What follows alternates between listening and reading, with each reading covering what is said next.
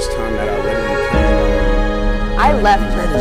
I grew to love it and then it grew hating my mom's child from the way I went through all that stuff too. you I'm not have who I am. boyfriends that are incarcerated, you have and before he would that. just come in and he would just cry. More bisexual. He'd be like, I love you so much, I didn't mean it, you know, I would never hurt you. And I sat down and I met that wife, his son, and him, because he was a married man with a kid. Grabbed me by the throat, brought me into my closet, started slamming my head. That's how big it is. Your story can change somebody's history. It's bigger than you.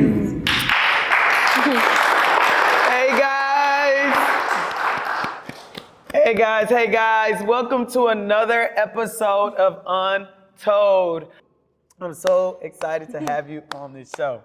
Like, first I want them to understand how we even met, but introduce yourself so that they know who you are. So I'm Katie, I'm 22 years old, I'm from Colorado. I'm in a rehab program called There we go. Yeah. So welcome, Katie. One, I'm just so proud of you because the first time I met you, and we'll go deeper into that story, but the first time I met you, you did not look like this. You did not look like this, and you look like joy. You look like light. When I first met you, you were still struggling through that darkness. You had just came to So I want them to know how we first met, because I always open up with that. How did we meet? So I was in the program, I was struggling really bad. I was cutting myself really bad. So they rushed me into therapy really fast. And I was lucky to get her, honestly. I was blessed. And she prayed for me and delivered me on the first day I met her. I fell to the ground and I basically blacked out. I came back and I was a different person. I mean, I remember I had back pain that day. My ears were ringing. All I wanted to do was hurt myself, and she prayed over me, delivered me, and I woke up, no back pain. My ears stopped ringing. Wow. I no longer wanted to cut myself. It just changed my life. God is good. And it was just that one time. Yeah, God is faithful. So God is good. So I know a little bit of your story, and I know we're going to go deeper into it. So I want you to tell me about your childhood. Like, how did you grow up? Who are you? Who am I? I got to talk about how I was born. Yeah. I mean, that's my first miracle. It's the first time God stepped in. Yeah. My mom is epileptic. Wow. She struggles with mental health and a lot of sicknesses, right? Mm-hmm. So she was 4 months pregnant with me, and she had a seizure. Wow. And I was an emergency C-section. We both actually died. Wow. And it was on the doctor's wedding day. Dude canceled his wedding for me. Wow. And got us back both. And the day before, another situation happened, and they lost both of those women and their baby. But they got me and my mom back. Wow. And I was only 4 months or something, and I lived through the incubator for a couple months, and I made it, I guess. And it was just, I was lucky. They have my picture hang up on the wall in the hospital that says Miracle Child. Have you ever went back to? Yeah, I have a photo with it. Oh, wow. But I had a really good childhood. Like my mom's a single mom, but she did the best she could until she met a man. When I was 8, he was my stepdad. And he just became really abusive towards me and my brother and my mom, but my mom wasn't all there. So she wasn't really aware of it, right? He used to beat me and my brother senseless. He would make us sit in the backyard. He would shoot us with BB guns all day just to torment us. He would, make us sit in the dark rooms for hours on a time. He would just do the weirdest thing, make us sit in cold showers and make the water run for a couple hours. And this is you and your brother together? Yeah, just How old was your brother? My brother's 1 year younger than me. Wow. Yeah, so even that. Yeah, we built such a bond on just sadly protecting each other. Wow. Yeah, but slowly, just for me, it became sexual abuse. He would sneak in my room at night, and it started with just tickling me in places that you shouldn't, and slowly going from molestation to full on raping me, God has blessed me with, not being able to remember most of the actual raping, but I would remember like laying in my bed and being like, make sure you don't scream, make sure you're quiet, make sure no one hears you, and make sure you don't let him see you cry, make sure you keep it together because you're the only person holding this family together, right? So that's what you told yourself to endure it. Yeah. Because a lot of people go through different things in situations like that. Some people blank out. Some people are told not to tell. Were you ever told don't say anything or threatened? I mean, by him. Yeah, that's what I mean. Like he told me not to tell, obviously. I mean, but it almost felt normal. Like I was just like, this is just how it's supposed to be. This is how it goes. I remember the one time I was like, no, this isn't right. And so I snuck into my little brother's room and I slept in his bed. And I was like, he's not gonna do it if my brother's here. He won't do it. Like there's no way he would. And that did not happen. He snuck in and made me sit on the edge of my brother's bed and watch him. I had to watch him beat my brother senseless for about 2 hours until my brother like basically just passed out. Like he just laid on the ground. He didn't wake up for a whole day.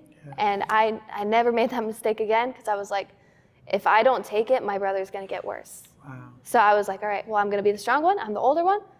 I'm gonna learn to grow up. I'm gonna learn to take it. My mom was working night shift jobs. My mom, she's dealing with her own stuff. So I was like, I'm gonna grow up. I'm gonna do this. Yeah. And I did, yeah. Like I honestly, it became normal. Like where I was just like, all right, it's 9 p.m. So I'm just gonna lay here and wait, and just let it.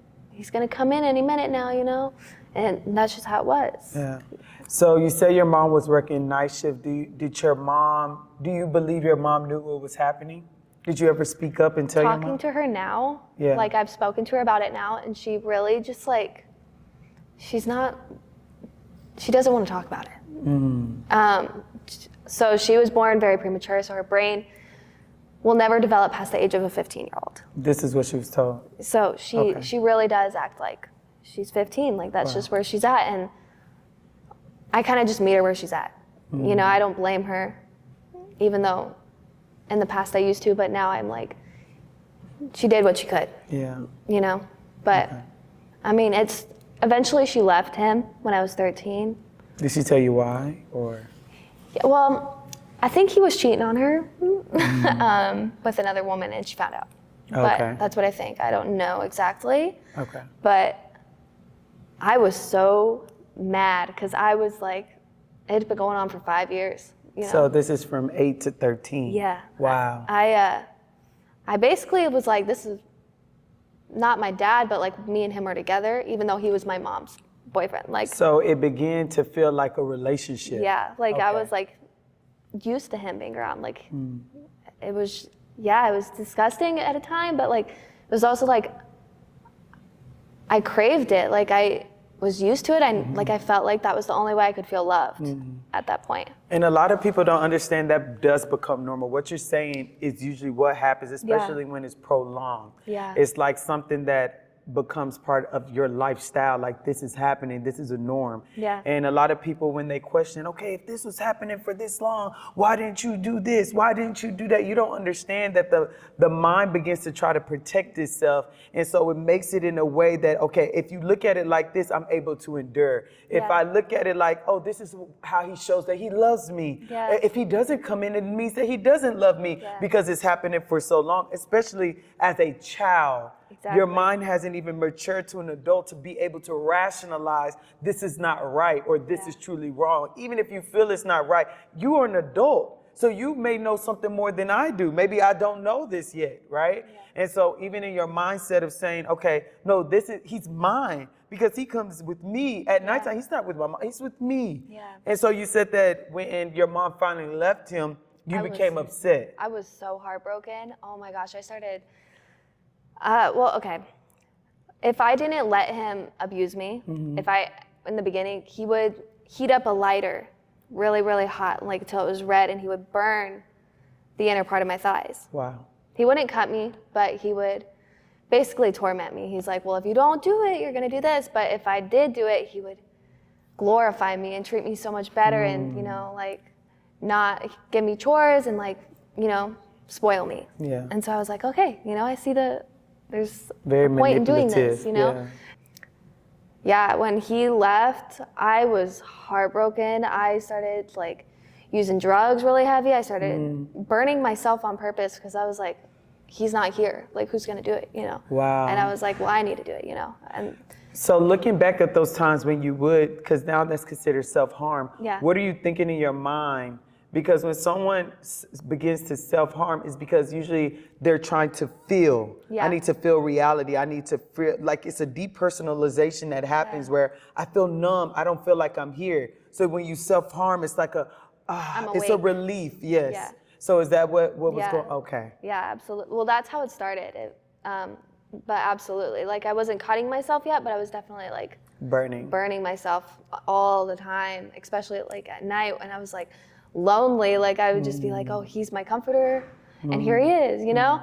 But no, I eventually started using marijuana and cocaine at the age of 13. Because I was about to say, wait, we're at the age of 13. Yeah. A 13-year-old is what grade? What grade is that? 8th grade. 8th grade? Yeah, 8th grade. Yeah, I was still in middle school. Middle school. Where do you get drugs from in middle school? You don't hang out with kids your age. Okay. Yeah. But okay, 8th grader hanging out with what, 16? Truthfully, like 20-year-olds. 20. Yeah, I wasn't like doing, you know, I wasn't sleeping with them, but I was definitely like thinking I was it. Thinking I was that girl and like trying to make moves and hanging out with older dudes and yeah. So I got mad. I was like, I ain't got no dad. So I'm gonna go find my real dad. Okay, and this is at 13? Yeah. Okay. Takes me a year, I hunt him down. How? What did you do? I basically stole my family's phones and I hunted him down. They would not let me know his name. I actually just learned his name 4 or 5 days ago. Wow, okay. I find out he's in a prison in Oklahoma for molesting underage women.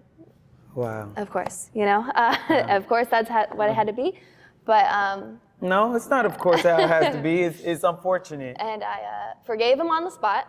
I was like, you know, that's. And this is a conversation you had at 13 or now? No, at 13 I forgave him. Okay. I was like, he's my only Did you understand forgiveness at 13? No. But you just said I forgive you. I was like, that's not my problem. Okay. Did they tell you why at that time you knew why he was in prison at 13? My family told me. At 13? Yeah. And you understood the concept because you went through the exact same, it's a lot. My mom was actually one of the victims. So that's how me and my brother came along. So you were born through? Date rape. Wow. Yeah. But. Yeah, I haven't heard this side. I'm just like. Yeah, this is gonna be, wow. So my mom has no idea I'm looking for him. My brother has no idea. How did you steal their devices? I'm still thinking that 13-year-old. Yeah, I had my plans and I had them set. Wow. Yeah, and I find him at 15, and I get in contact with this parole officer. I don't know how I did it. I must be a genius because I got them to let me plan a phone call with him at the age of 15 without an adult. And they allowed that? Yeah, because I showed proof of my ID that we had the same last name. Yeah. Even though your ID said that you were 15? Yeah. They didn't ask about parents? Because he was my parent. Yeah. Okay. Yeah, I guess so. Not even your guardian, though? Yeah. I don't know. It was crazy. But I got in contact with his parole officer, and we scheduled a day for me to speak with my dad. It was going to be on Thanksgiving Day. I think it was 6 p.m. I was so excited. I was waiting my whole life for this moment to just know who he was, hear his voice, know what he sounded like, see if he knew I was alive, if I was a person, you know. And the day before, the day earlier that day, the parole officer guy calls me, and he goes, hey, you know, we're gonna have to cancel this phone call. And I'm like, well, what's that? Wait, who you don't have a phone, who did they call? I had a phone at 15. Oh, you had a phone at 15? Yeah. I don't even want to ask how you got the money to buy a phone at 15. You're about to learn. Okay, let's keep it going. But yes, he calls me, he's like, this isn't gonna happen. And I'm like, well, what's up? Like, I'm pissed, I wanna know what's up. And he's like, well, your dad killed himself last night in his cell. They they mailed my mom his death record. I got it and I looked at it. And wow. I guess I didn't look at the name now that I think about it, but it said suicide. It said that he had hung himself in his cell, but he had a cellmate. And my mom kind of just tried to explain to me that, like, people that go to prison for hurting children usually don't make it long in prison. Usually they get hurt. But, you know, that's not how it felt. It felt like, oh, he killed himself because he'd rather die than speak to me. That's how you... Like, that's exactly how I took it. I was like, he would literally rather die than speak to his own kid. Because it's the day before. It was like the day before. Wow. He did it the night before. Wow. And so it shattered me. I started, you know, my coping skills just went down. So far down. Because you had this excitement that I'm finally gonna meet, after even saying, I forgive you, whatever it is, I just wanna meet you, meet the person who created me. Yeah. And it's like, I'm sure you built this, like, all right, this anticipation just to get a phone call like that. And I think any person will assume something like that, especially it's the day before, so. It was almost like a movie, like it didn't feel real. Like I was just like, this isn't happening. There's no way this is happening to me, because like people don't just do that after saying yes to a phone call with your own daughter. Yeah. You know, people don't do that. But I mean, he did. And so I was just like, all right. I was on prescription drugs at the time, and I was At the time before you met him? Yeah. So what were you on? I was on, like, you know, antidepressants, antipsychotics, because I was super depressed about my stepdad, right? And so mom took you to go get help. Yeah. So let's rewind that back so I can bring this situation forward. So at what age did your mom seek help? My mom didn't, my grandparents did, I think. Okay. I was 14. Okay, 14. So they saw the I stopped going to school. I started, like, I think they saw, like, the burn marks and, like, I changed. Okay. And they all kind of just said it. They were like, you're not who you are. You're a completely different person. And I think you said earlier, you grew up in like a Christian home. Yeah, my uncle is actually a pastor. Wow. So I would go to church every weekend. I would get all dolled up, get ready to go, and like my family would take me. We'd go to dinner after. And it seemed so like fake. Wow. I knew who God was, but I didn't know like what was going on. Okay. You know, you were just attending because they said they signed me up and I went. Okay. Yeah, but like I wasn't there for it. Didn't like it. Okay. To be honest, felt judgmental. Okay. Like it felt like everybody there was picture perfect, super beautiful, super like had their life together. Everyone had a mom, everyone had a dad, and I didn't fit in that picture. Like I didn't fit in the slot that they needed me to fit in. So I was just like, all right, well, that's fine. I have a question then. You said that when you went to church, you saw everybody looking picture perfect, right? When you went to church, were you dressed up to go to church? This is just a question. Not like them. Not like them. Yeah. But were you dressed up probably in your Sunday's best? I was dressed up in my like... Sunday's best. Yeah, Sunday's best. Okay. So you were dressed up, and so people saw you looking squeaky clean and everything like that. Yeah, people probably didn't know your story behind what was going on. They definitely had no idea. No idea. Yeah. So what I'm trying to bring you to is that although you went to church and you saw with your eyes, you saw them looking squeaky clean. You saw them looking good. Just like when they looked at you, you looked the same way. The judgmental part of you thinking that they were judgmental was a projection of how you felt within yourself. Yeah. So you saw them, because that's what the enemy loves to do, or even our mind likes to do. It makes you project what's inside of you onto somebody. They have to be looking at me like that because you're looking at yourself like that. Yeah. And so you think that everybody's feeling like that, but yet they're not. Yeah, exactly. Yeah, yeah. So, okay, so then you, after having these thoughts, you decide, I'm not going anymore. Yeah, but they were like, you're not who you need to be, you're not who you are. And I was like, all right. So they took me, they got me on some prescription drugs. And yeah, so when I found out my dad killed himself, I took over 60 pills. Of your medication? Of my medication. And I stole my mom's medication and started taking And what hers. did she? She was on Keppra. She had epilepsy. For seizures? Yeah. So you took that? I wow. mixed them. I don't know if you guys understand this type of mixture. You should have died. I did. Wow. Okay. Yeah. So I let my mom know. I walked down the stairs. I'm so chill. I just took like over 60 pills, and I'm like so chill. I'm like, hey mom, I'm gonna call 911. You can go back to sleep. I'm just gonna let you know, like I'm leaving. Like I gotta go to the hospital. And she's like, well, what's up? And I'm like, I'm ODing. I'm about to OD. And she sits up. She's like, well, why'd you do that? You know, and like obviously we went to the hospital. And this is just a simple conversation, you guys. Yeah. No one's in a panic. No one's. No, she was just like, all right, let's go. You know. And so we go to the hospital. I OD. My heart stops. Wow. My family shows up, I guess. I don't remember any of this, but this is what they've told me. Mm-hmm. I was clinically dead. They called the time 4 minutes and 32 seconds. So they called the time. I'm getting chills. Yeah, my grandma laid hands on me, prayed on me, came back up, completely sober. Wow. Yeah, and I don't know I don't remember any of it. I didn't see anything, but. You don't remember anything? Okay. Yeah. So could anybody have known this was about to happen? No. I mean, I didn't really even know it was going to happen until I did it. You just made that like an impulsive decision. I mean, I guess I could have been like working up to it, like in my head, but I wasn't aware, you know, like I was starting to harm more. I was like. So this is over how much time span? A week. A week from the death of your dad? Yeah. Okay. Yeah, like I tried to let it go. I let my mom know, like, I'm heartbroken about this, and she was just like, you know, you didn't even know him, you shouldn't be mad. And I was like, but that's my DNA, like that's my blood, like. Yeah. You know?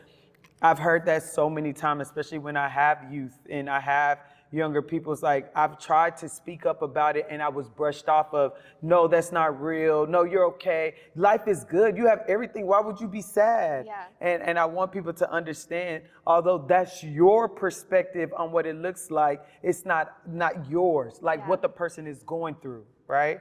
How I see it is kind of like she probably guilt tripped herself, like thinking, oh, I didn't do enough. Oh, I didn't supply enough. Oh, it's my fault she doesn't know her dad, or, you know, so I think she was like defending herself, like, hey, you didn't even know him. Like, it's fine. You're going to be fine. Like, you've got me. And I'm like, I took it as like heartbreaking because I was like, I need you to be here. Yeah. The thing that I've noticed is around the age of 15 and 16, even my personal story, 16 had to be my worst year. Yeah.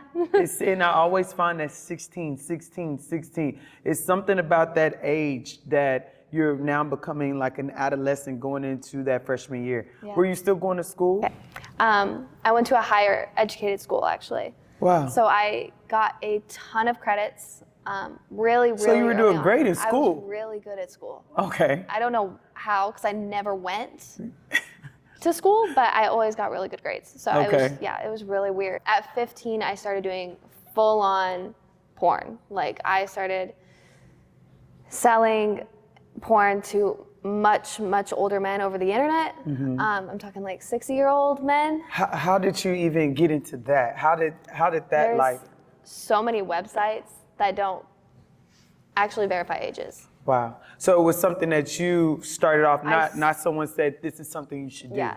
Okay. Well, I mean, the older guys I had been hanging around with were like, oh, you should, you know, like they were kind of putting it in my head, but I don't blame them because I chose to, I seeked it out. Like I was like, I want the attention. Okay. So you want the attention. And I felt like, you know, I want the love. My mom's not giving it to me. My family's not giving it to me. I'm going to look for it. Stepdad is gone. Like, I'm going to get what I want. And I did. So you felt love in sex. Yeah. Because the one person that you thought love was coming, that's what he was doing to you. Yeah. So it's like you were seeking, like I said, that bullet wound, that hole. I need to seek that out because that's the only time I felt love. Exactly. Yeah. Okay. So yeah, I mean, I started doing full-blown porn at 15. I would start going on dates with much older men, and they would pay me just to go on dates with them. Like it was, and I was only 15, you know, Wow. and they all knew this. Wow. And Yeah. there's sites that are just out there that anybody could go on there. Yeah. And no one's there to verify that this person is this age. Yeah. What about when you go on the dates that the men ask, like, how old are you? They never question age. No, they did. So they knew your age. Yeah. I mean, I was the age of their grandkids. Wow. Yeah. Like, they just didn't seem to care. Wow. You know, they just made it seem like this was so normal. Like Wow. it just felt so regular. And I was like, it does. It felt normal. Yeah. And I was just like, all right, you know? Probably because of what you've been through. Yeah, it just felt right. And so I was Yeah. like, all right, let's keep doing this. And so this is 16. That's 15. Then I met a guy. You know, Okay. I was 16 at this age. Okay. I got my first job. I was doing really good at school. And they were actually saying like, hey, we're going to take your daughter away because she's not going to school, even though I was doing so good. So this is CPS coming to your mom's yeah. house. And so I was like, all right, well, I'll just drop out. Okay. And so I dropped out. And I did homeschool for 6 months, graduated when I Wow. was 16. Yeah. Wow. So, I mean, I just kind of did what I had to do. I took over. And then I moved out Okay. at 16. And I met a guy at my first job. He was my Okay. manager. You know, I always, 16, your yeah. manager. Your manager's how old? 21. 21. And he knows you're 16. Clearly, He he knows I'm hired 16. you. Okay. Yeah. You know, the story, we fall in love. He moves in with me. He moves in with you. He moves in with me. He was living with his mom. And he moves in with a 16. I'm about to throw these cards. I don't know how I got a place at 16 either, but I did. Actually, yeah. I think I had, never mind. I had a co-signer, I think, or something. But Okay. he moves in with me. And, you know. And are you still in the porn industry at this time? No. Okay, now The you second stopped. I got with him, I stopped Did he doing know porn. you were doing that? Yes. I was Okay. super, super honest about it. And he was like, you're going to have to stop. And I was, The least he can do. yeah. But he was like, you're going to have to stop using drugs. Okay, so he So I helped you get stopped. off I was drugs. on cocaine and Molly, Okay. like every day. Every day. So I was, but he would let me smoke weed. Okay. So I wasn't like fully sober, but he got me pretty sober. Okay. Right? And, you know, sobriety isn't a one-day thing. You don't quit in one day. Say that again. People need to know that. You can't cold turkey Say sobriety. that. Yeah. Have you ever tried to cold turkey? Yeah, and it messes you up. A lot. It hurts. Yeah. Like physically, it feels like your stomach's gonna fall out. Like Yeah. it hurts. It's very important if you are trying to detox that you go to a place to detox, where you have somebody, doctors and professionals that can give you IV hydration or give you medication to help you to get through that, because the body is like something that you're doing every day and you stop, the body gets confused, like where's this It's thing like almost that's like in up your me? muscles. Like Yes. your muscles like freak out. The whole body is missing something that it had every single day. Yeah. You can literally die from that. Yeah, especially with alcohol. It can kill you. Yeah. And you know, every time I would slip up and I would use so much more than I needed because I had been off it. So I would get. So you built a tolerance. Yeah, I mean, I would do like huge amounts of Molly or like cocaine, ecstasy, and he would freak out and start beating me like senseless. Honestly, it wasn't even if I did drugs. It was like if we got in a small argument or something, like if I was late to being home. The first time that happened, because you've experienced it in the past, what was your reaction from it? Did you feel like this was normal? This was love? The way he abused me was completely different. So I was almost like shocked because I was like, he loves me. Yeah. You know, like he loves me. But when he did it, like, I remember exactly how he did it. He grabbed me by the throat, he brought me into my closet, started slamming my head against the wall for like hours. I would pass out, he'd let me wake up, strangle me again, I'd pass out, strangle me again. Like, and he would just beat on me for hours. And then I would just start crying so hard that like he would stop, right? And he would leave, he'd come back like an hour later, and I would just, you know, be like trying to take care of myself, like covering up the bruises, you know, fixing my lips because they're busted, or like, you know, putting a bandage on my head because my head's bleeding, you know? And he would just come in and he would just cry. He'd be like, I love you so much, I didn't mean it, you know, I would never hurt you, I will never do it again.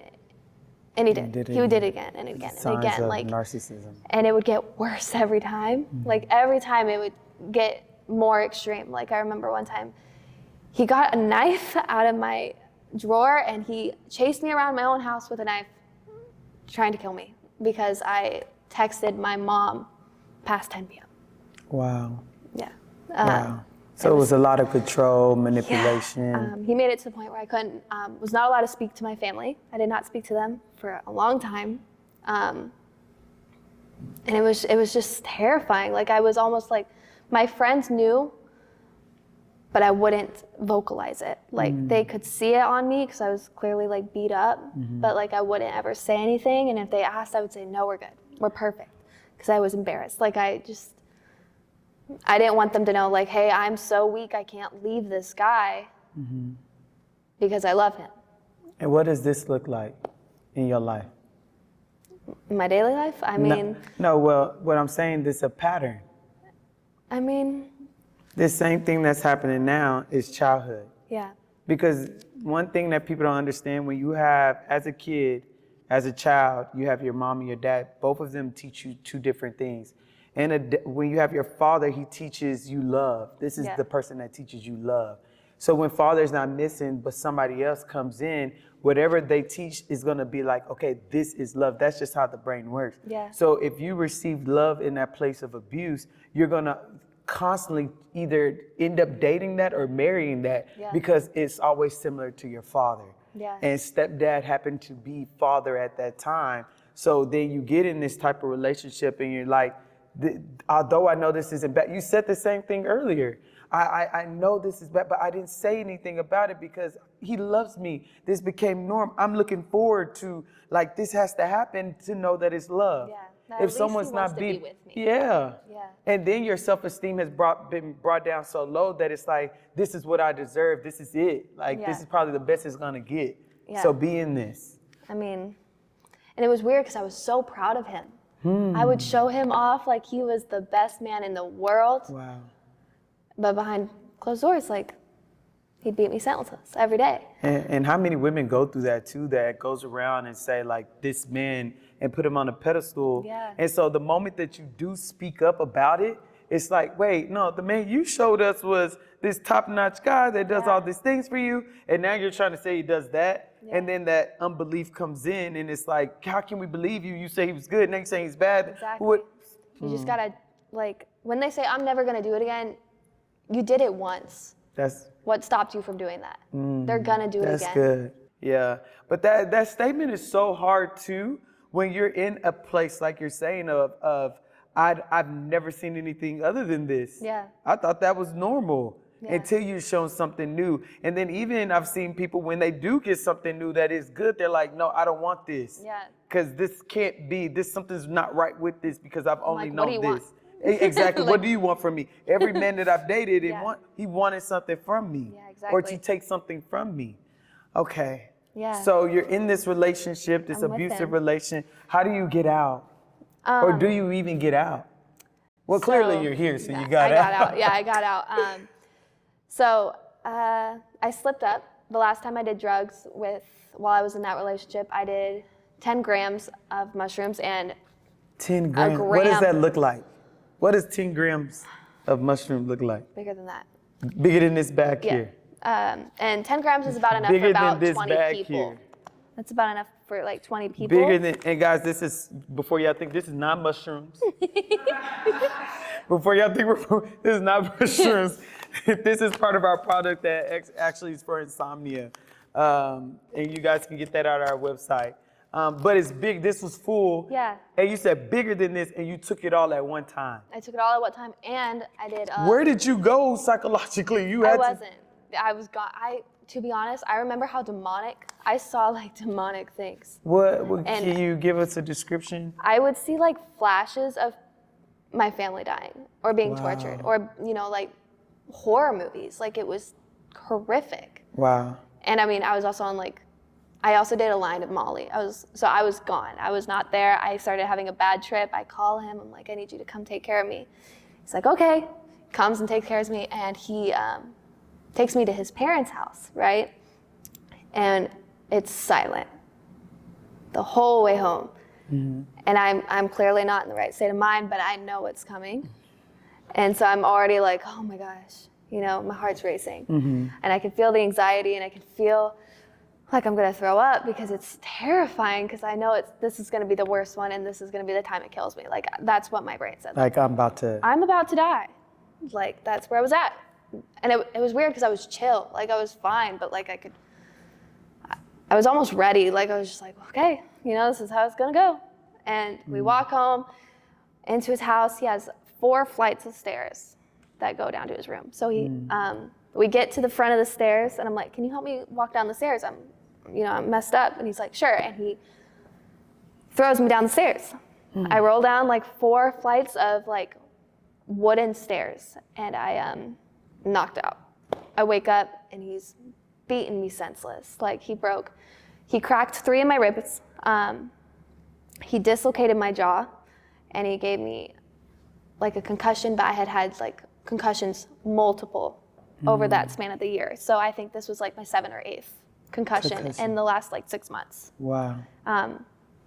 So I mean, I was broken, and I didn't tell nobody. I didn't go to the hospital. I healed on my own, and I didn't speak to my family. So hold on. You have a dislocated jaw and 3 broken ribs. Yeah, and he would not let me go. And you, by the grace of God, that is God. Lived. Oh, wow. Yeah. A man that's supposed to heal and love people, be compassionate for people. Breaking people up. It's actually breaking, It's actually hurting. And he's probably. Yeah. Wow. Yeah, and he was super successful in that career. But and my brother calls me. He's like, "What's up?" And I'm like, "Hey, by the way, I just got engaged. Like, we should see each other." And he's like, "All right." He sees me, and clearly I'm like beat up. I can barely walk. My face is messed up, and he's like, "There ain't no way that this is gonna happen. There ain't no way." So my brother steals my family's car, and he's like, shows up at his house, and he's like, get all your stuff, put it in the car, or I'm gonna kill the dude. And I'm like, all right. So I get in the car, and I tell. And what is he, the guy? I mean, he was a different person in front of my family. Oh. He was picture perfect. He had his life together. He had a career. Like, he was just everything they wanted me to have. Wow. So but behind doors. Did he fight to keep you though? No. He was like, okay, you can take her. If you gotta take her, you gotta take her. Wow. And I was just like, okay. And so me and him were talking. I was like, we'll take 6 months off, because I was still fighting for it. I was still in love with him. And I was like, he's obviously gonna want me. He loves me. He proposed to me. Clearly we're gonna be together. So I wasn't worried about it. I move in with my family. 2 weeks later, he gets a new girlfriend. So she looks exactly like me. Wow. So that's really weird, but she looked exactly like me. And you moved by yourself. How are you taking care of yourself at that point? I was honestly the financial supplier in our relationship. Wow, because I know pre-med, you're not making any money at all. No, he ain't making nothing because he's going to school. Yeah, you're not making any money. I'm making the bills. And you're working a regular job at this point. Yeah. Okay, so then fast forward, after he's gone out of your life, you're living by yourself, you relapse. I was working a normal job until my best friend was like, hey, I'm going to apply at a club. A club? What? Strip club. Being like the host? No.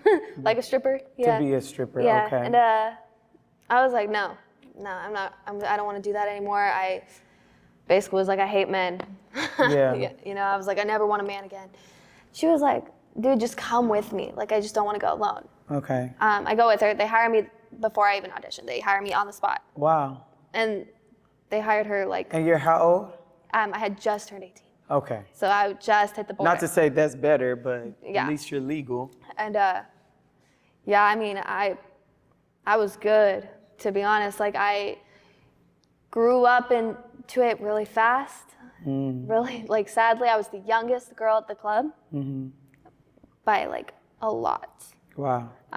Like what was the next age? 30.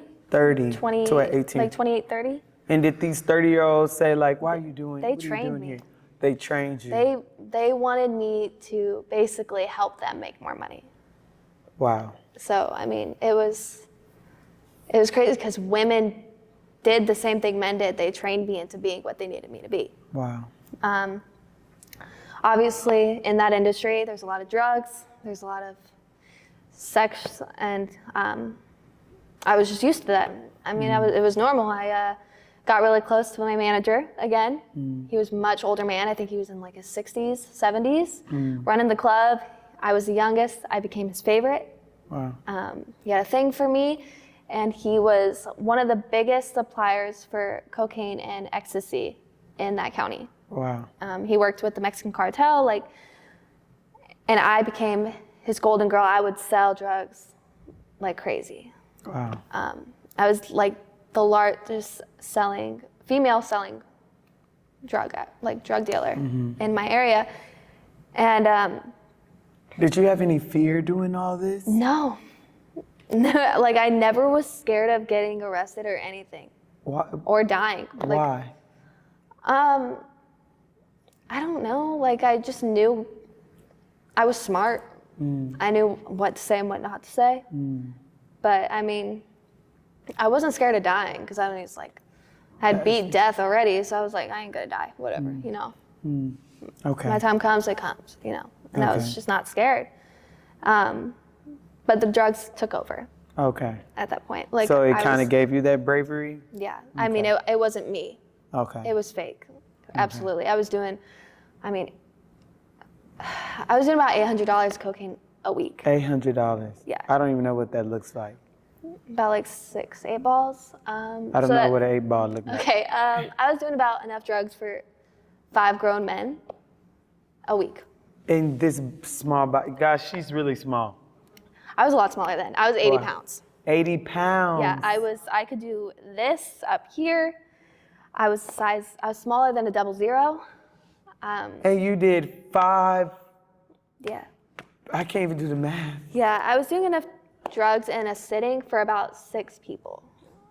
In an 80-pound body. In an 80-pound body. And I'm sure those drugs took away appetite to not eat. I did not eat for weeks. I would not What sleep about for sleep? weeks. I wouldn't sleep. Okay. And how were you mentally? I don't remember any part of that life. Wow. To be honest. Like I think about it and I can remember like crying in my bed because I'm miserable, or like going to parties and not speaking. Or just like, like I was just numb to the whole world. Like nothing fazed me. Wow. I was you just like walking, just walking and talking. Yeah. Yeah, and it was that crazy. Wow. And then I had OD'd on ecstasy. Okay. Were you with somebody at this time? Okay. I was with my manager from the club, and so he's supplying you this drug, and you OD in front of him. And he drives me home. He gives me a couple extra grams of drugs. He was like, just so you don't have to deal with this. Like you don't have to go to work. After ODing? Yeah. And it was okay. What is a OD? I'm thinking you lost consciousness. I had a seizure. You had a seizure. I had a full-blown seizure. I was throwing up. Yeah. Okay, and you come out of the seizure, and he's like, oh, let me just take you home. Yeah. Wow. And he was like, here, you can take a couple extras just because I feel bad. And I was like, all right. You know, thanks. And I did them. At home? Yeah. After a whole seizure? Yeah. My family and I didn't talk at the time, but I texted my mom because she's epileptic. And I was like, hey, Mom, I had a seizure. She was like, well, we need to go get this checked out. So she took me to go get it checked out. And it actually was from all the head trauma that I dealt with from my ex-fiance. Okay. Yeah. That, because you didn't let that properly heal with help, you allowed it, so we don't even know how that, because that could have been a hematoma, blood clots, or, yeah, and they said I just have a huge amount of bruising on my frontal lobe, and it just causes me to seize. Okay. And it's, yeah. And so that same thing that mom had came and got me. And I was honest with the doctors. I was like, I use drugs. Like, would it be the drugs? And they're like, it's not. You know, because I kept having them even when I got sober. Yeah. But I didn't care. I kept using. I would have, honestly, about because they say it's not the drugs. You're like, well, it's not the drugs. It's not the drugs. And so I would have, okay, you know, 4 or 5 seizures a day. Don't know how I'm alive, because I 3 years straight, I have a seizure every day. I'm using insane amount of drugs every day, and I love it. To be honest, I mean, drug addicts love it. They're not gonna lie and say, oh, I hate being on this drug, then you wouldn't do it. Yeah. But they fired me because I got too small, because I was using so many drugs. Yeah. Okay. But my manager he favored me. You know, he was like, I'm not gonna let you hanging. I'm not gonna leave you hanging. Don't worry about it. I'll still supply, and you can still sell. And I've got this other job for you. And I'm like, all right, what's up? And he basically helps me get into the prostitution, and he becomes my pimp. But he was like, this side job, I just want you to go to this guy's house. He's gonna give you some money. It's nothing crazy. And I'm like, all right, you know. You're just gonna go pick up some money. Yeah, and I was like, okay, cool. And like, they didn't question, like, why don't you go pick up the money? I had a feeling, but I didn't think it was gonna go as far as it did. Okay, what happened? I thought it was just gonna be like a lap dance or something small, or, you know, just stuff I was used to doing. Okay. Right. And I go to the guy's house, and he's pushing. Like, he's expecting some stuff. He's paying a lot of money for it. So this is like, let's just call it what it is. This is now what, prostitution? Yeah, I'm complete. Like, this is my beginning of prostitution. Okay. You know, the first time, it was terrifying, obviously, because it was an older man. He was in his like 50s. I'm 20 at the time, like 20, 21. And I didn't fight back. I let it happen. So you're saying you didn't fight back. Sounds like something was happening against your own will. So now we're talking rape. Yeah. I've been raped a lot, like my whole life. Like, you know, when I was doing porn, I'd get raped. When I was stripping, I'd get raped. Like, it was just kind of a consistency in my life. It's always been in my life. Yeah. So I've gotten to the point where I don't say no, I don't start fighting, I don't push back. I kind of just let it happen, let it get it done and over with, and I move on, I go on with my day, it's just a part of the day. Yeah.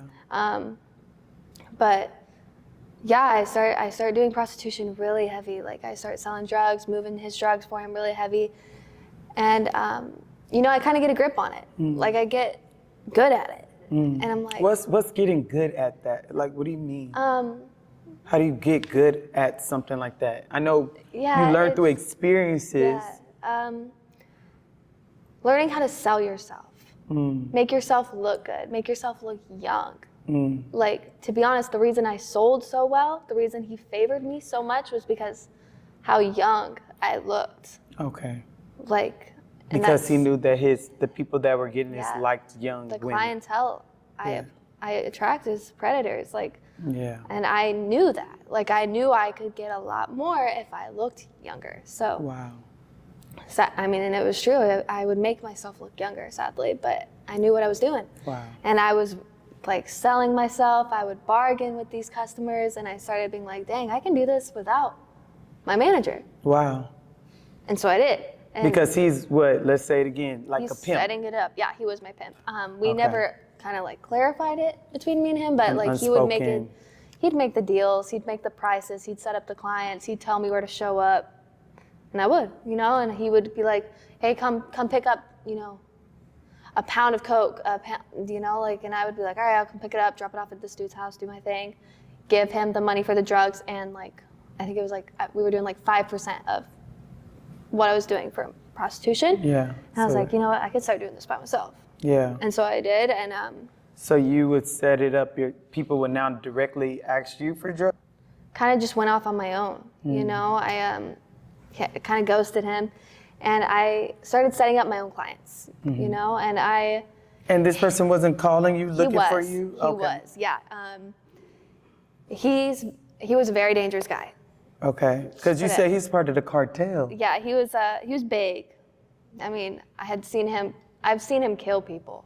Wow. Like, I've seen him shoot people for speaking wrong. I've seen him beat people up for, just pissing him off. Like, I've just seen him do awful things. And you weren't afraid? No, because I knew I was valuable to him. Like, I knew he needed me to make this money because I was making his money. Okay. But what about when you decided, okay, I'm going to leave? Were you not afraid of how am I going to get out of this? No, I was terrified. Okay. I was so scared. I remember I did my first clientele without him, and I was like, don't tell him. Don't tell him. Act like, you don't know where I'm at. He's like, okay, and I got away with it a couple times, and he starts calling all my clients. He's like, don't buy from her. She's gonna turn you into the cops. So all my clients cut me off. Wow. Except for like 3, Okay. And they were loyal, which is sad because they were loyal to buying a prostitute, but they were loyal. Yeah. And, I stopped dancing. I'm getting really, really deep into my addiction. Basically, I'm losing my life. I'm losing my place. I'm losing my car. I'm about to be homeless. Do your clients start to notice you're desperate? Being like, hey, if you give me like $100 off, I'll give you a couple lines. Wow. And I'm like, all right, yeah. Like couple lines, that's about $100, like that's fair. Mm-hmm. So I'm starting to sell myself for drugs rather than money. Yeah. Because I'm like, at least I'm still getting what I want. Yeah. And it's just whatever. Like it didn't feel like it was that big of a deal. Okay. But I was living with this guy, and he just took advantage of it. Mm. He would be like, okay, well, I'm buying you drugs. You have to sleep with me. Wow. And I was like. And this is an older man? He's older than my parents, yeah. Wow. I think he's in his late 40s. And I was 21 the last time. And it got to a point where I'd be like, I don't want to sleep with you. And I would tell him, like, I don't want to do this. And he's like, well, you live with me. You have to.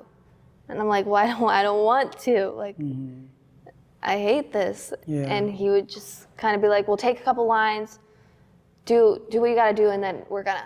And I'm like, all right. And he would start lacing it, cutting it with fentanyl, cutting it with meth, cutting it with Molly, and just. How would you know that it was? It tastes different. It smells different.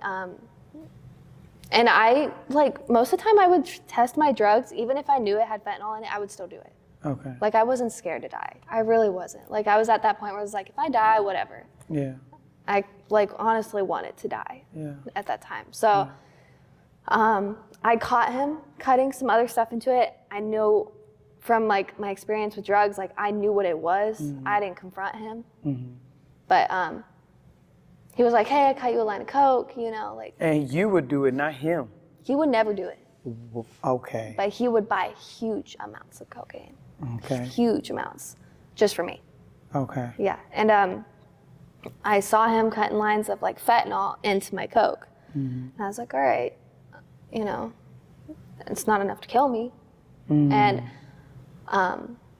one day I did it, and it was only meth, and it was like only fentanyl, and it knocked me out. Mm-hmm. I mean, like, meth wakes you up, but fentanyl just made me crash. Like, I was just out, right?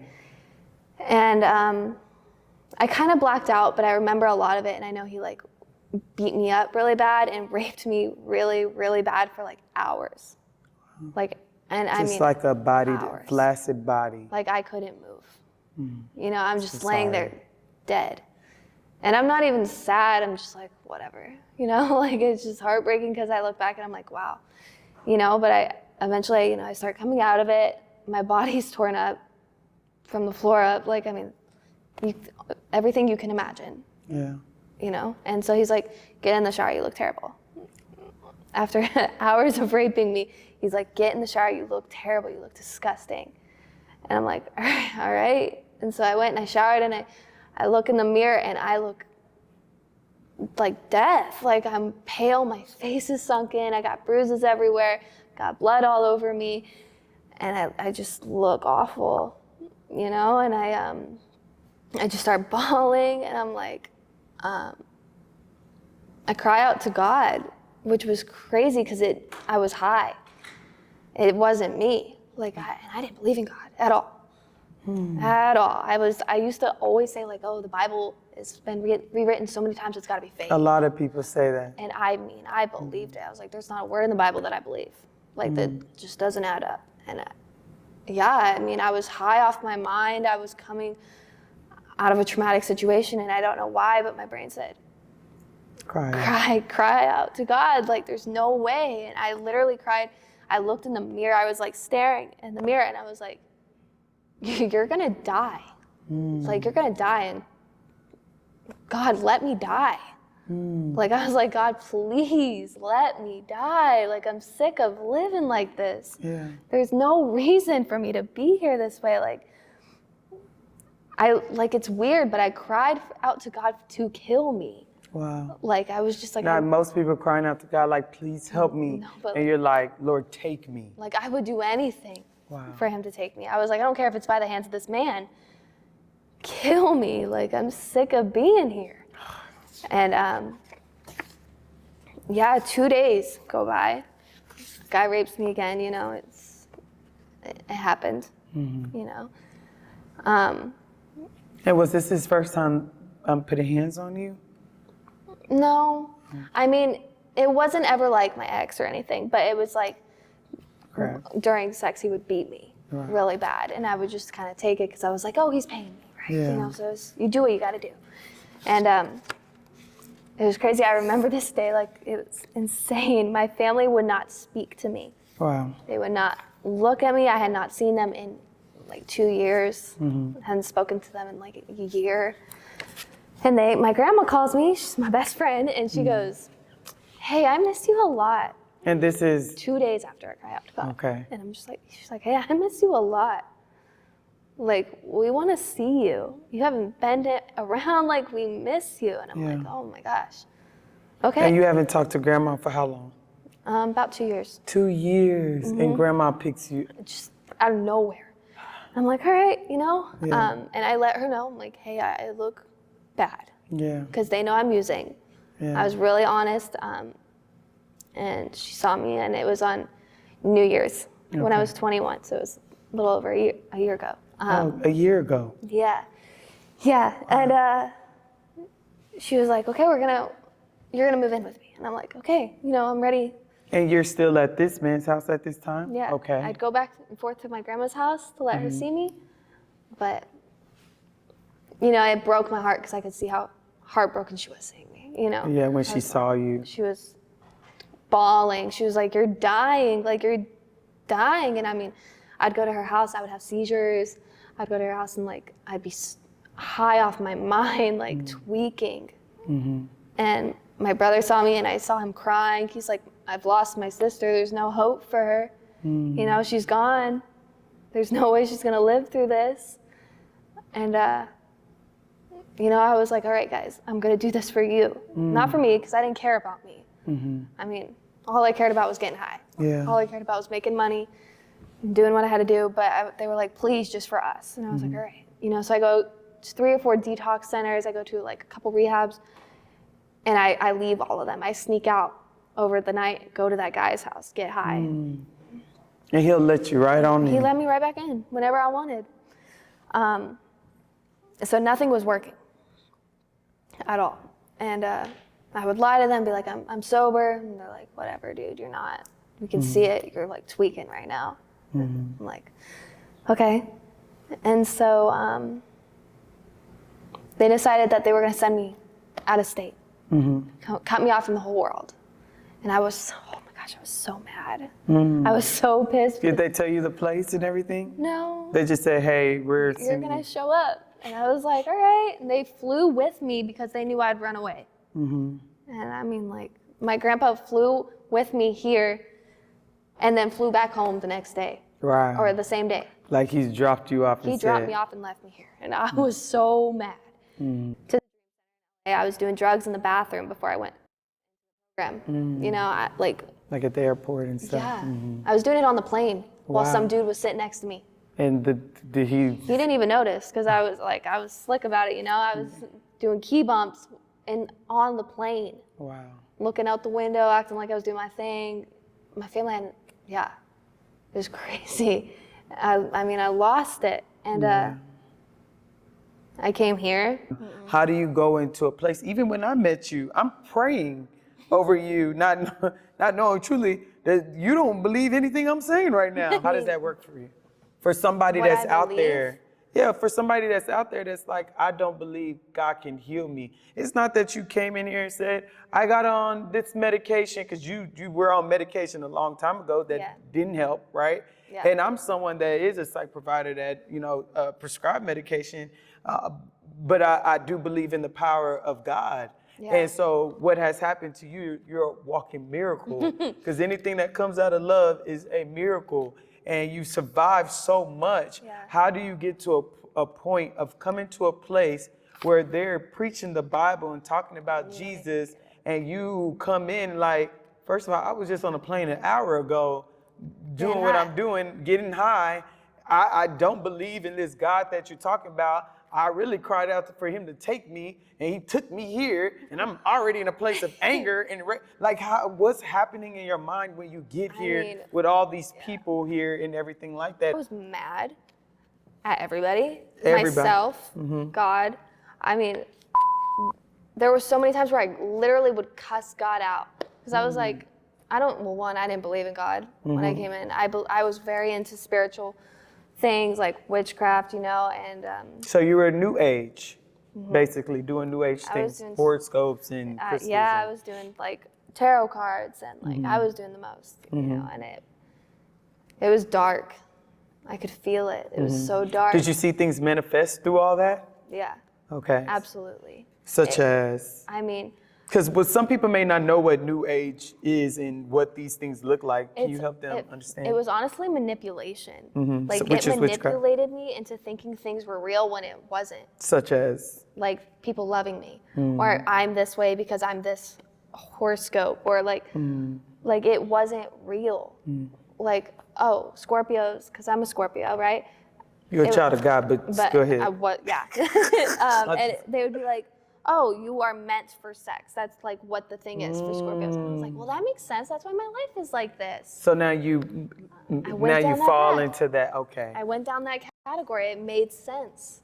Those traits that are listed, you say, I identify with that. Yeah. And so you become that. And they were never positive things. They were all dark and evil. And they made me idolize terrible things about myself. Wow. And it was, and I just fell into it over and over and over again. And it was draining, honestly, to figure out like who I am when there's no answer. So it's like a loss of identity. Yeah, okay. Absolutely. But going through with those withdrawals and coming here and being like, oh, I don't even believe in God. There's something sparked in me where I was like, all right, we're doing it. And I mean, when you first met me, I told you, I was like, I'm gonna leave in 3 months. Well, actually, it was, I'm gonna leave after orientation. You said that many times. I'm like, I hear you. And then 3 months. And then one of my sisters said, oh, this girl, and she didn't even say it to my face. Somebody else told me, but she's like, she's gonna be one of the girls that go to second year. She's gonna be the one that goes through this program. So somebody was prophesying on your life. And I was like, she's crazy. But I mean, she's right. I'm gonna be here. I want to do this. But it was that spark. Like, it only takes one seed to be planted for you to find God. And I mean, everybody has that seed. It's Jesus. Like, he took it and he put it in us. So we just got to find it. We just got to look for him. Oh, that's really good. And I found it, and now I'm on it. And then that seed caught on fire. I mean, it only took one spark. And after that, I mean, it took me a minute to really believe it. I could feel it, but I was just like, I don't know what it is. It could have been anything. But I started going to sermons, and they would start aligning, and I could just feel hope. Wow. And I mean, I was hopeless. I wanted to die. I was lost. I was broken, so broken. And I just kind of started feeling hope, and people would pour love into you. And I mean, people used to say, just let these crazy white people love on you. And I was like, okay. And I was like, all right. And they did. People love you here. It's And so, just to let you guys know, it's a diverse group of people. yes, it is, but they just always say that. Pastor Matthew is amazing. But I thought it was so funny, and I was like, all right, whatever, you know. So what made you believe in Jesus? All right. It's going to sound weird, but my own testimony, like, I didn't realize, like, when I share my testimony, it doesn't feel like much because I lived it, you know? It's like I already went through it, whatever. But when I see the impact it has on people, and they're like, Looking like how I'm looking right now? yeah, I mean, they're like, how are you alive? And I'm like, I don't know. Wow. But I'm like, there's only one way. Like, yeah, I mean, there's no reason I should be alive. I still think that. I'm like, there's no way I should be alive. But I am. Yeah. And I'm I'm so grateful to be alive. I'm so happy to be alive. And I don't know how that's possible, but like, it's just like a light sparked and light came into my life. You know, a lot of people will account it to, I just know that there's something else out there. It's a higher being out there. I mean, I believe that somebody, but I don't know if there's Jesus. So how do you get someone to understand who Jesus is? The one that bared the cross for your iniquities, for you not to go through these things. Honestly, history. Like, yes, there is the Bible, but there's more than just the Bible. There's like actual history. You can look back at so many things. There's actually this like report, this guy did not believe in God, right? And he did the research and he found like so many other things saying that God is real, like Jesus is real. Like there's more things pointing to Jesus as being real than not being real. That's good. And at least we know he's a real person, right? And we know his story is real. So it's just the fact of whether you believe it or not. And I mean, when I started believing it, my life started changing. And I was like, well, there's gotta be a reason for that, you know? There's only one reason that I would feel had joy again, that I would feel loved again, that I would feel like a purpose or I'm priceless. Because like, I used to feel so unworthy of anything. Yeah. Like I was like, I'm not worth $100, like for this guy to sleep with me. Like I would just, you know, it would be, And there's no one in the world that could have told me. There was no man that could have been like, oh yeah, you're worth so much, you know? Like I would never have believed them. But over time, like I've realized like I am priceless. I am worthy to be here. And it's just starting to grow. You know, I mean, it's not a day thing. It's a time, like it takes a long time, but it happens. You just got to let it happen. And that's good because a lot of people think that like it's a changes happen, like change just the next day, and it's not. Your healing is gradual, and you spoke about purpose. And I think the first time I met you, I said I said these things like, hey, your testimony is gonna save so many people. It's gonna help so many people. You're gonna be on big stages. People are gonna call you just to tell your story. Your story alone. Everything you went through is working out for your good. Although you went through it, it does not mean that it's just God looked at you and said, I'm just gonna make you go through that. He's not like that. He's a loving God. And it's the same thing with me. When we talked, I said, look, your story, I've been through it, right? But if I didn't go through it, how can I sit across from you and tell you, hey, this is the things that you're gonna go through. This is how you heal from it. Because you see the problem, but here's the solution to that problem. You're now a solution to someone else's problem. Because there's somebody that's watching and is looking like, oh my goodness, her story is similar to mine. I've been through that. Okay, and look, she's changed. Okay, there's hope. There's hope. Because all you were looking for was that mustard seed of hope. And you found hope. Now the thing is purpose. Have you found your purpose? I'm looking. I'm looking. Like I really God gives me so many ideas. And so many things make me happy. That I just want to love on people. And that's it. Like I just want to share what he's done. That's, I mean, it's the word of your testimony. Like, and that's really what I want to do too. It's like I want to not necessarily preach, but I want to show how good he is. And you just saying that is what God gonna make you go do, preach. I know. Because I used to say, no, I don't want to preach. No, I'm not a preacher. And look at me. I know. Right? So it'd be the one thing you think you're unqualified for. God's like, you're perfect for that. I know. And I do not like public speaking. Everybody knows it. And look at you now. I'm not even nervous. See? So what God is about to do with you is about to be amazing. And what I can tell you, because like you said when you were younger, there's a lot of things that has happened to you. Yeah. So even in your healing, you have to go backwards. And I think the first thing I spoke to you about was unforgiveness, right? Oh, girl. And yeah. You said, okay. And I think I told you to do those letters. Was it that? What did I tell you? Yeah, I did the letters. Okay, explain that so you can help somebody else heal. This is the method on how she began to forgive people. Because, and let me tell you why, guys, that it's important to forgive. I just preached in Santa Fe last week. And as I preached about unforgiveness there too. And that wasn't the message. And I said, I don't know why the Holy Spirit is telling me this, but there's somebody in here or there's people here that you need to forgive. And I broke down. It's not condoning what the person did to you. Yeah. What they did to you was not right. Yeah. It's not right what they did. But the thing is, you're drinking your own poison.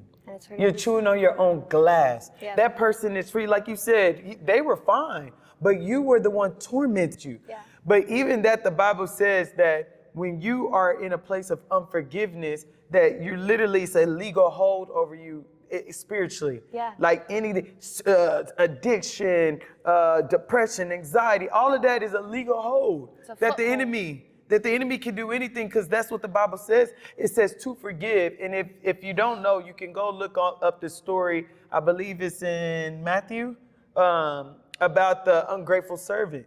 Right? Yeah. So it's biblically there that you need to forgive, or I hand you over to the torturers. And it's legal. So everything that you're going through, because you're in a place of unforgiveness and bitterness and anger, you're doing a lot of that stuff, all this manipulation, all that, because you're mad. I am just so angry that nobody believes me. I'm so angry that I'm suffering and nobody's there. I'm in a place of anger. But the moment that you forgive, and you said, I'm not condoning what this person did to me. What they did to me was wrong. But for me to move forward with my life and find purpose and begin to heal, I gotta let this go. It's so good. I mean, it took a long time. It's a process. How to do it? I mean, yeah. You know, I would relive those moments and be like, how do I forgive these people? How do I forgive my stepdad? How do I forgive my ex? You know, how do I forgive myself? That was the hardest one. Yeah. Yeah. Amen. Yeah. I was saying when we went to Santa Fe, there was a woman, she couldn't open her hand or close it? She couldn't close her hand. Okay. She was saying that she couldn't open the doors, anything, she was struggling. We spoke about unforgiveness.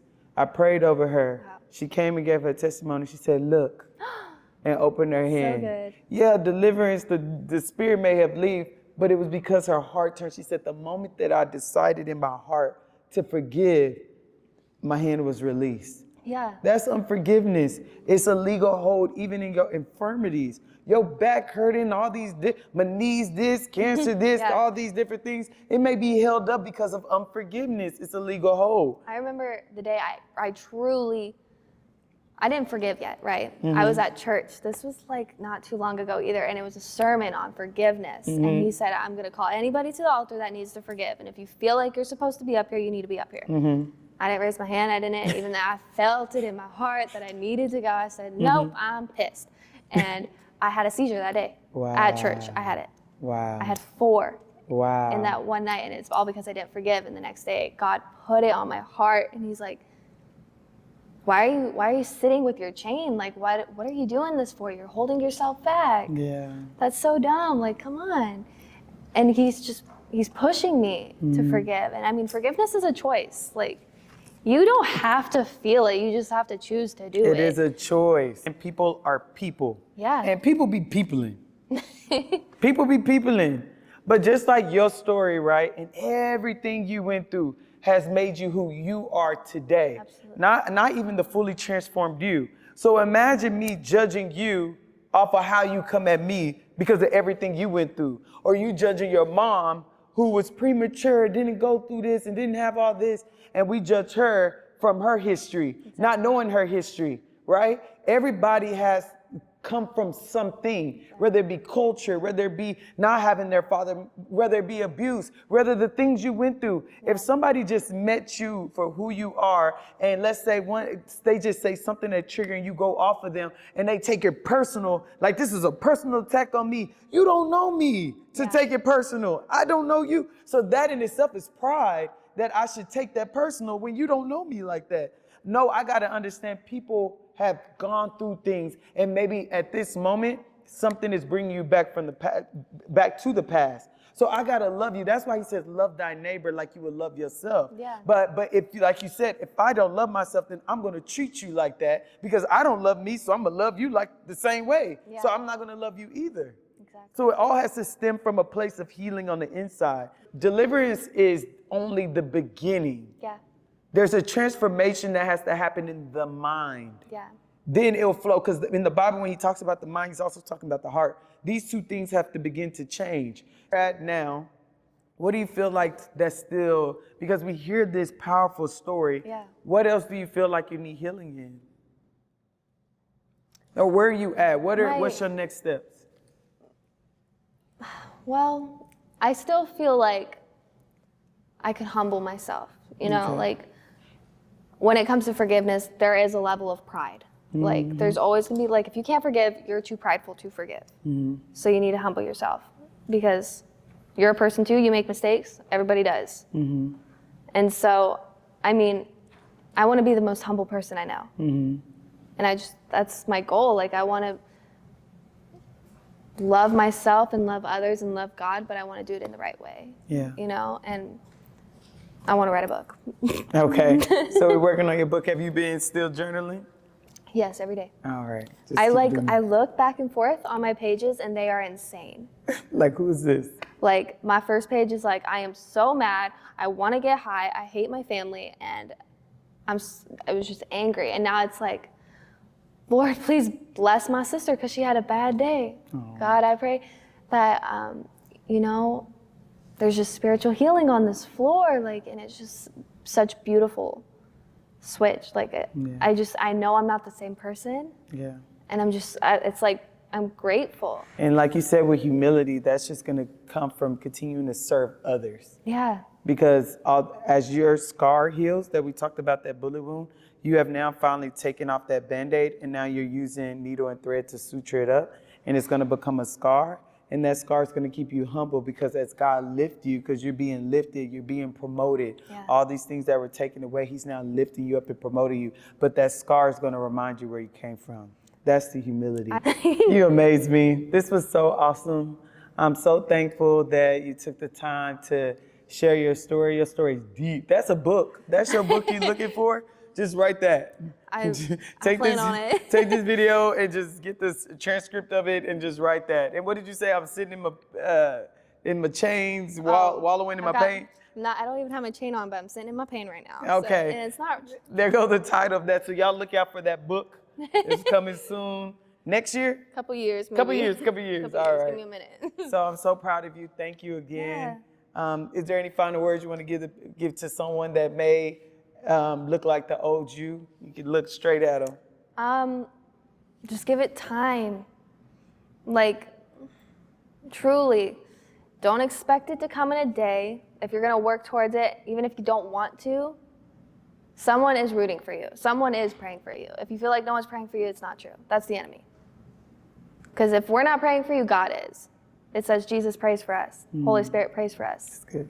You know, God is our Father, Jesus is our Savior, Holy Spirit is our helper, and heaven is our home.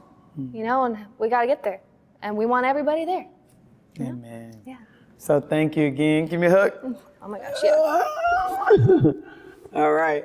All right, guys. Thank you so much for tuning in. Until next time on Untold, it's Dr. Chi-Chi. And yeah, see you soon, guys. Great job.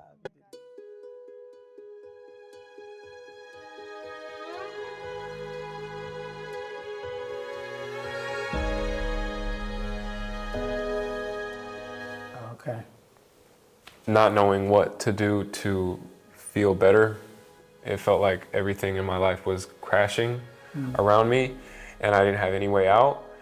And I desperately wanted anything to stop that from being the case. I didn't want to think. I didn't want to be awake. I wanted to fall asleep and just not wake up.